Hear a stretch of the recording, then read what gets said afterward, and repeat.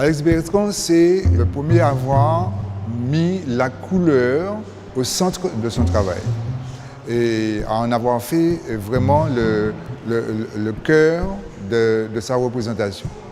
Par ailleurs, c'est le premier Martiniquais à avoir une peinture abstraite.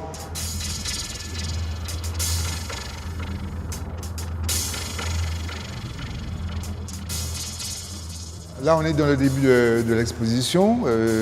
Ce sont donc des œuvres de jeunesse de Bertrand, essentiellement des paysages.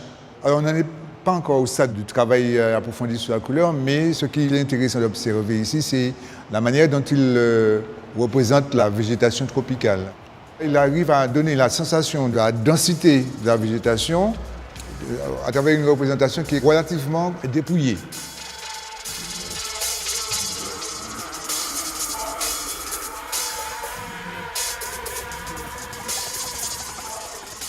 Ici, on a une série de peintures abstraites qui correspondent à sa période canadienne. Donc, impressionné par le paysage, il va s'interroger sur le cosmos.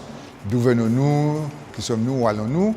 Effectivement, on ne peut pas ne pas aboutir à des représentations de planètes, d'étoiles. Bon, le soleil ici, par exemple, ici, on a des radiations solaires.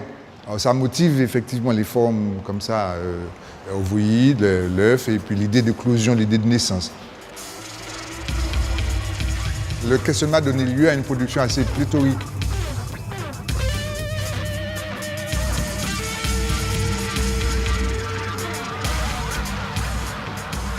Quand il a voulu effectivement passer au travail sur la couleur, sur la tache de couleur, davantage que sur la représentation fine aboutie, on voit arriver ces épaisseurs-là.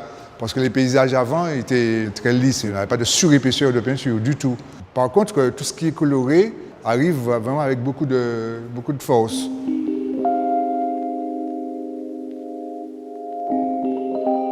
La représentation est réduite à l'essentiel. Ce qui prend le pas, c'est la couleur.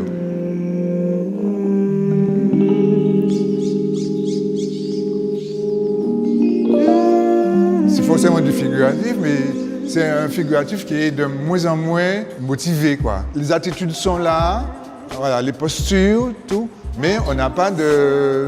Voilà, toute la place est laissée à la couleur pour traduire l'ambiance, la luminosité. Ce qui reste, effectivement, c'est la vision qu'il a du monde rural. Il rend très fidèlement le mode de vie des gens de la campagne.